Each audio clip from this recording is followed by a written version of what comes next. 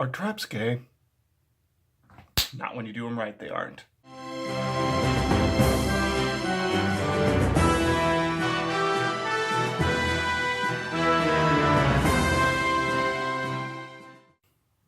Greetings and salutations, friends and gamers of all stripes. My name is GM Dave, I am your man behind the screen, and welcome to another installment of So You Want to Be a GM. Traps and hazards. These are an element of our dungeon and encounter design that oftentimes by newer GMs tends to get misused or overlooked. Why is this? Well, I think it's due to a fundamental misunderstanding of how traps and hazards are meant to be designed and used. More often than not, I see three lingering problems that constantly come into play whenever it is that newer or less experienced GMs attempt to use traps and hazards. Three major penchants, bad habits that are constantly being brought to my attention. The first is their use as simple HP drains against the party. Second, their use as filler encounters just to fill a space of time when you don't have anything planned or happen to have an empty room that you just don't want to be empty. And lastly, and most egregiously of all, and unfortunately rarest of all, their use as a pseudo-punishment by providing an unfair challenge to the party that they just can't handle. All of these make the game less fun for your players, but unbeknownst to these inexperienced GMs, it's going to eventually make the game less fun for them as well, because the encounter design, the way they're setting up these traps and these hazards, it's so unfun for their players sometimes that the players begin to complain, and their dissatisfaction transforms into your dissatisfaction. You haven't set up anything enjoyable for them through these encounters, and so it begins to weigh on your fun and your confidence as well. Believe me, I have seen this happen far more times than many people might like to admit. Traps and hazards, even now, even in the age of the internet when there is so much information out there to help GMs get a better handle on these things, still remain a hurdle that many new and inexperienced GMs really struggle to get over. But it doesn't have to be this way. Traps and hazards are actually among the best ways to really enhance your experience at the table if you use them properly. They can be incredibly dynamic tools for providing new challenges that you might not otherwise have thought to use before, especially if you're willing to go out and pick the brains of some other GMs who are a little bit more experienced with their use. Today we're going to look at two main facets of how we can improve our traps and hazards, by first and foremost looking at how we can actually design traps and hazards, and then secondly, looking at ways that we can make them more dynamic through their use by combining them either with other traps, other hazards, or even creatures and different encounters within the dungeons and different scenarios that we set up. So take a seat and let's get ready to take a look at how exactly we can build a good trap or hazard. So first and foremost, before we dive into part one of the video, we need to define what exactly are traps versus hazards. The definition is really pretty simple. A trap is something that was deliberately laid there by someone, be it a hunter putting a snare trap out in the woods to try and catch rabbits, or the designer of a tomb putting spear traps, acid traps, or what have you into their hallways, into their chambers to prevent tomb raiders from stealing the treasures of the dead. The main difference is it part of the environment, or was it set up intentionally? If it was set up intentionally, it's a trap. If it's part of the environment, it's a hazard. Now, functionally, these two things work in pretty much the same ways. By and large, if you run into a hazard or a trap that can be disarmed or prevented somehow, you're going to have to make some kind of disarmament save, roll the DC for that to disarm a trap, roll the same kind of DC to prevent a hazard from either occurring at all or worsening if it's already happened. The main difference really is in the scope of how much these can provide. Hazards, generally speaking, have a wider scope of what they can provide than traps. Hazards can fill an entire dungeon. For example, if you've got a slowly raising water hazard throughout your entire dungeon, that's going to function a little bit differently than a trap that exists in one single hallway or at the entrance of one single room. You've got a much wider scope to deal with, a much wider area of impact. However, the overall impact, the direct moment-by-moment impact for a hazard is generally speaking going to be lower than that of a trap. Now, since we've kind of stepped into the design process anyway, let's start with the design process by asking ourselves the three primary questions that we need to ask when we're putting together an interesting trap or hazard. Why, what, and how. So let's begin with the why of it. And this can mean a few things. First and foremost, why is the trap or hazard here? Why this particular area? Why the place you chose? But not just the place you chose. If it's a trap that was laid by someone, why did the person who laid it lay it here? What is it about this particular area, this particular trap, that they felt was so important to place it here? And that's really the crux of what this is about. One of the most common things that I've noticed that really makes a deadly trap especially difficult for players to accept is the fact that, by and large, it tends to just kind of feel like punishment for the players if it gets triggered, especially if it's something that can be triggered without a save. We'll get into that a little bit later on. By and large, this is a question of both mechanics and narrative. You need to consider why the person who laid the trap to begin with chose to lay it in this place. If it's in a dungeon or a building, why did the trap maker place it where they did? What is the purpose behind the trap? Is this trap meant to prevent someone from entering a specific room? If so, does it need to be deadly? Why does it need to be deadly? Well, the designer could figure, hey, the scepter of the pharaoh kept in this room is extremely valuable. It would mark whoever claims it as the ancestral ruler of this land. Obviously, we don't want any schmuck to go in here and just take the thing. So we're going to put a couple spear traps here, an acid trap there, and you know what? Let's have a giant metal slat drop in front of the door if those don't work, so that way people just plain can't get in. In-universe reason for that to happen. It's important to consider this because this is going to make it feel like the traps have justification, so that way if your players fail against them, well, they at least don't feel like they failed and are starting to take damage or be hindered just because you want them to be. The same thing goes for hazards. If your dungeon has a rising water hazard or a rockfall, for example, why? Did somebody rig these? Did somebody set these up to happen over time? Or is this place just so decrepit that it's literally falling apart? And is there perhaps something else in the dungeon that's causing these to happen? Large underground tunneling creatures such as D&D's famed purple worm can be a great source of hazards inside of dungeons. I've actually had it happen once before when I was playing an old Dungeons & Dragons 3.5 campaign that our party got chased out of a dungeon by a purple worm whose presence started to cause the entire dungeon to collapse, turning everything we had just traveled through into a massive hazard. Not only that, it was causing it to collapse into tunnels down below, tunnels that it had burrowed, meaning that we had the risk of not only having the ceiling fall on us, but falling down into new tunnels that we would then need to navigate towards the exit of. Hazard affected the entire dungeon and really put us on a strict time limit. It was a very dynamic way to improve the encounter presence in that dungeon. And what's more, since we knew this was being caused by a creature living in or around the dungeon, we had an immediate in-universe reason as for why this was happening. Adding that narrative potential like my GM did not only allowed us to get a little bit more invested in the dangers of the world that was being set up, as it will do the same with your players, but it allows the players to actually find some justification as for why this thing is there, why this thing is present in the place they're exploring, should that come up. And you can drop hints in the environment around you to hint at why it would be there. Say you are going into the Pharaoh's tomb like I mentioned earlier. You can have murals on the wall depicting the life of the Pharaoh, showing that this is the tomb of a royal person, and as such, it's going to be protected in a deadly manner.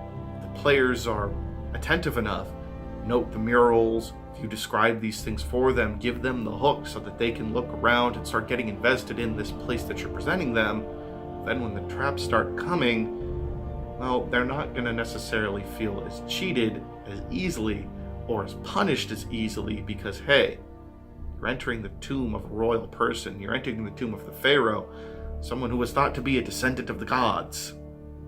Naturally, the people that made this tomb are going to want to protect what's here. And then that causes us to move on to the second portion of the why question, and that is, why the particular trap or hazard that you're choosing? What is your goal with this trap and hazard, and why are you using this to challenge the party? Again, this is a question both of mechanics and narrative.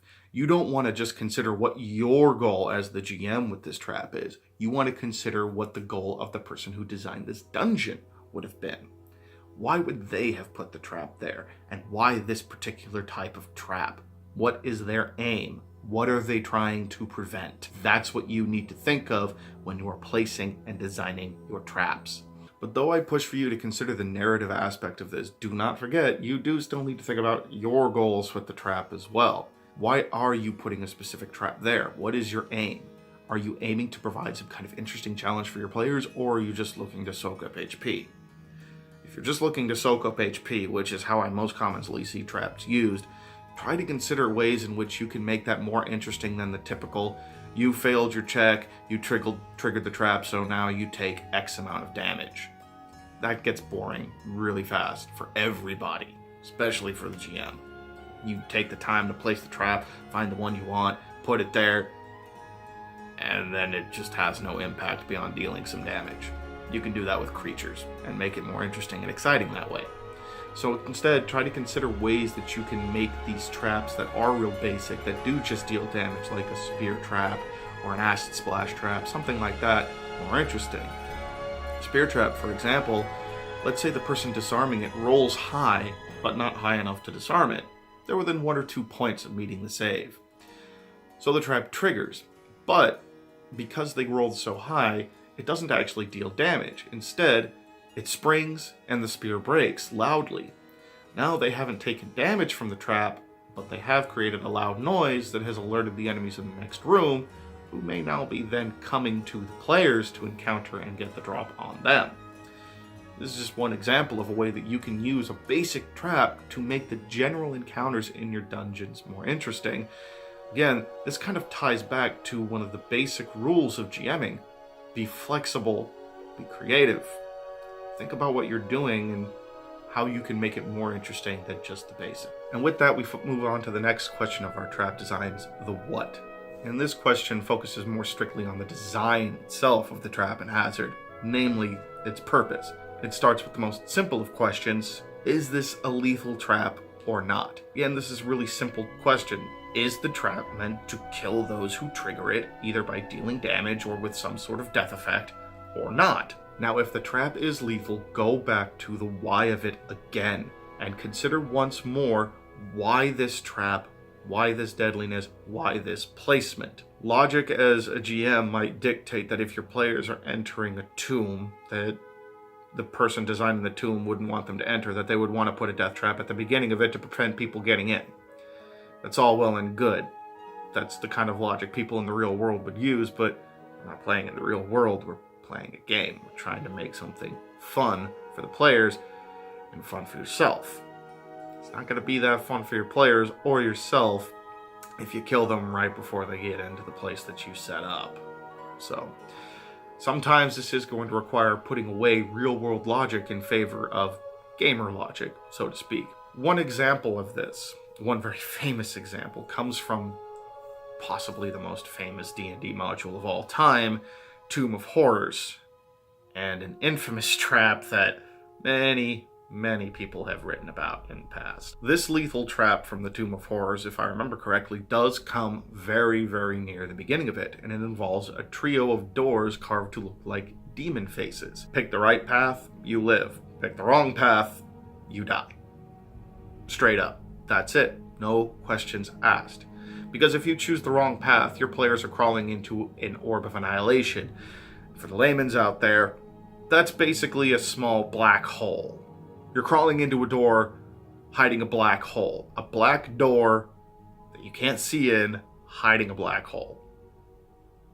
Your players just instantly die if that happens. And there's no indication really of which door is which. No clear indication given. So it's literally a gamble. It's up to chance. Do your players pick the correct door? Okay, they get to keep going. Did they not? Nope, they're dead. No questions asked. I hate to speak ill.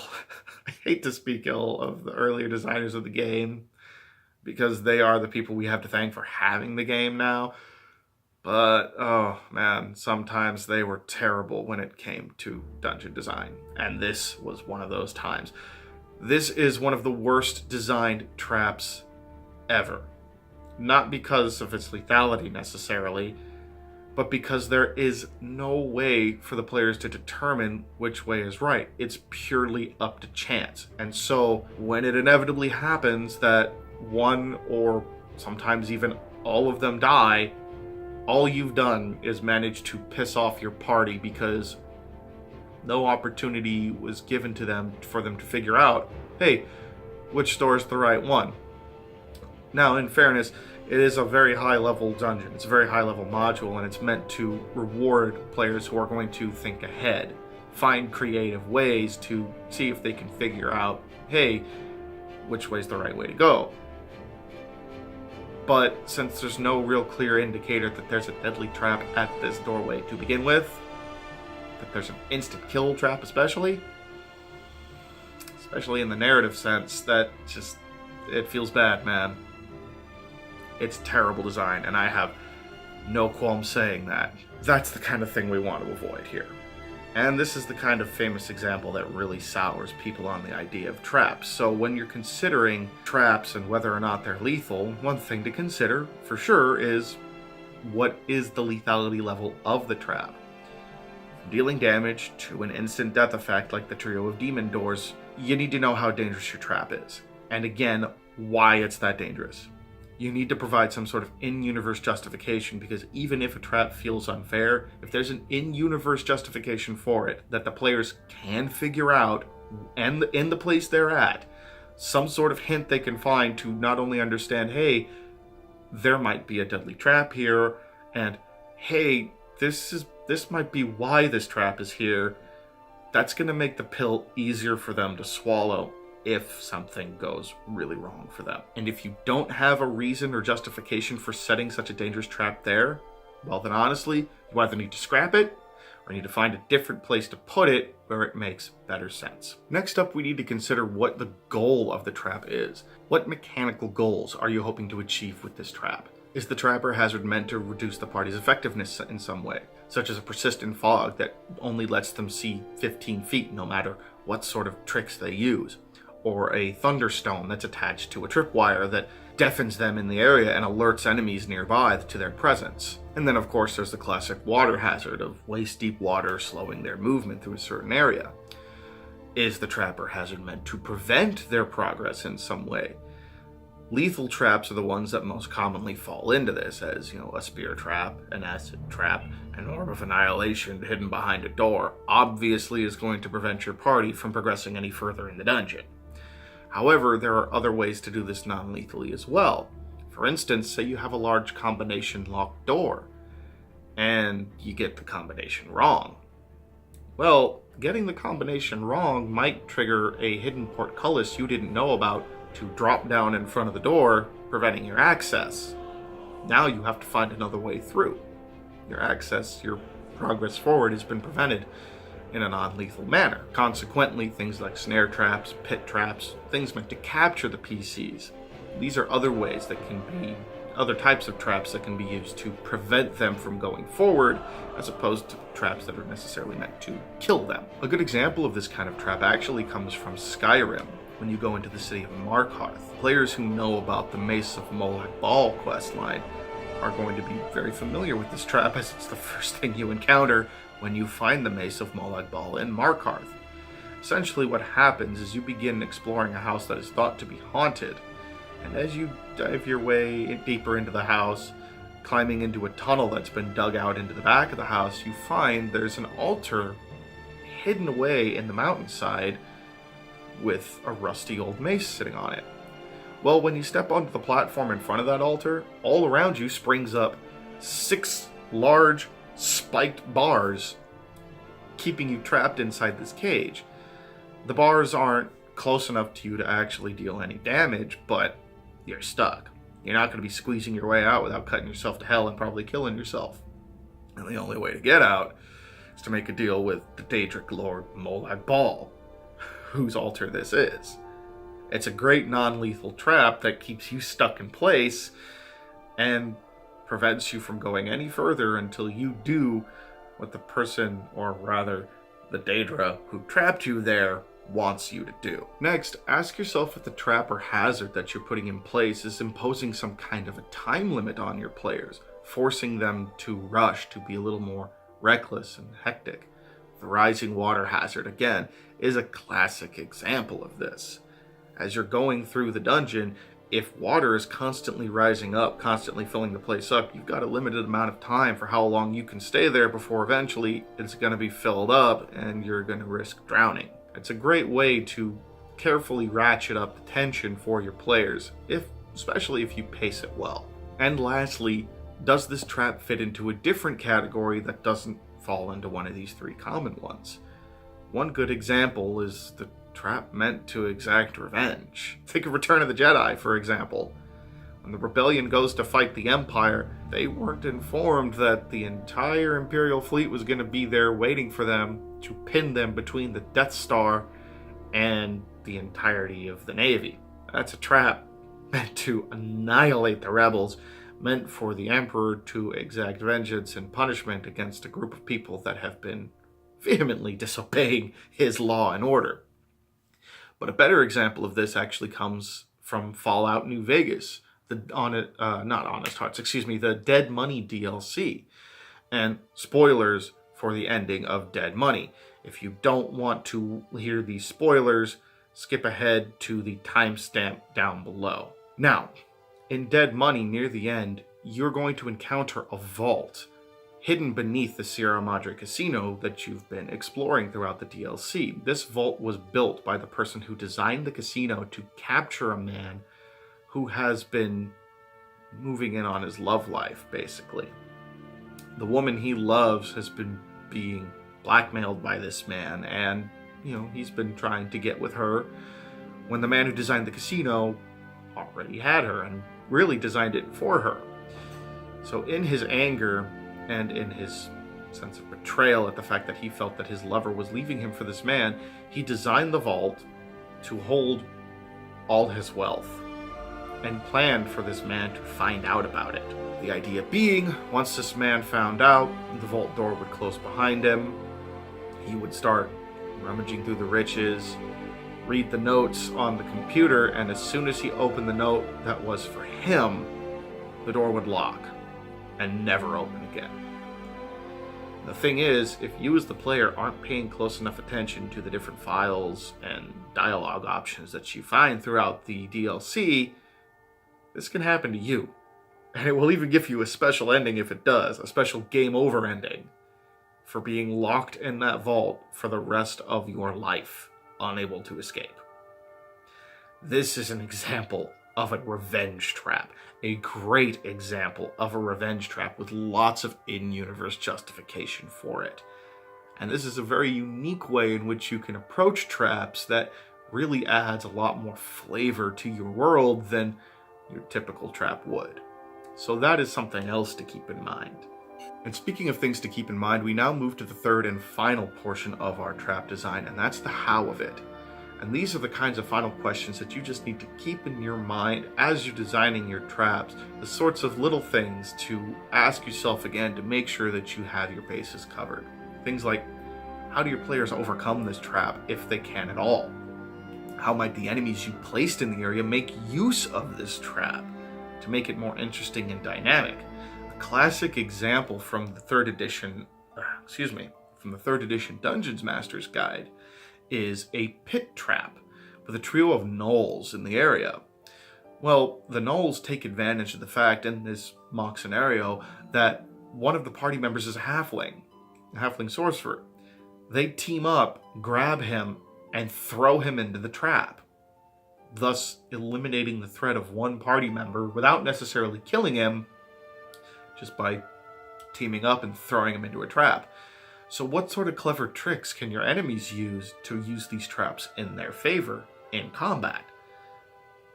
And not just the enemies, how might your players use these traps against their enemies? What kind of clever things might they be able to come up with? Consider these as well. Consider how the way you're setting your traps up might enable your players to do some clever things with them. Then again, we also need to consider, how do you justify the trap's existence with in-universe reasoning? Again, turning to the why portion of this, because this is very important, especially the deadlier a trap gets. The more important it is that you have some kind of at least small in-universe justification for why it's there, that the players have some opportunity to find out. If they don't take the opportunity to find it out, that's on them.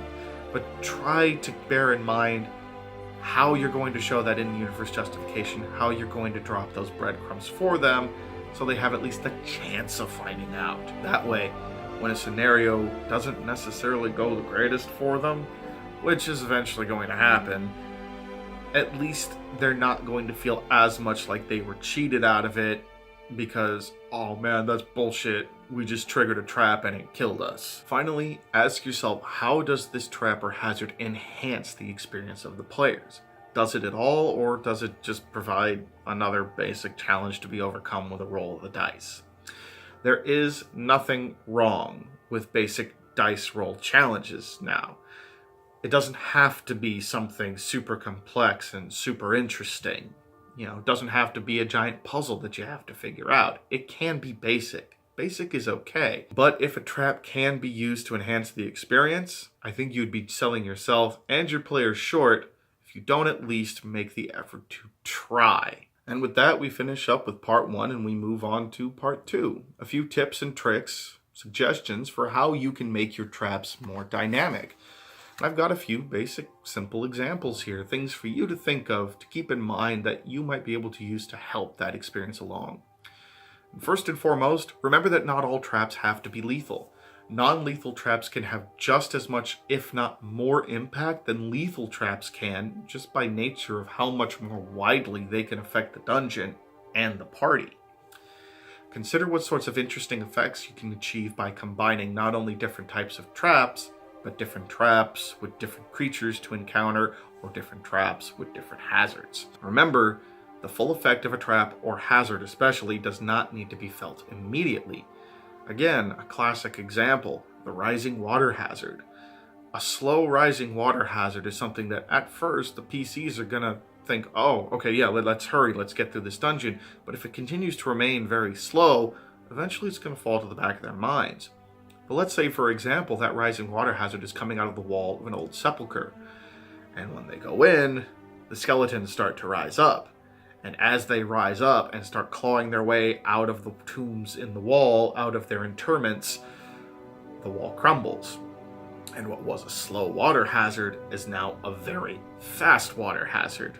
Well, suddenly you've just ratcheted that tension up to 10 by not only increasing the speed of the water hazard rising, but increasing the speed of the water rushing against the players to slow them down, and adding skeletons to the mix that are now crawling through the water attempting to grab them. The full impact wasn't felt at the start, but it sure felt in that moment. Which then leads me into my next point. Don't be afraid to get creative with your traps and hazards. Just because you don't see something pre-made in a book or online doesn't mean that's all you can use. Go through the spells, read the player classes and different abilities, look at the special abilities of different creatures.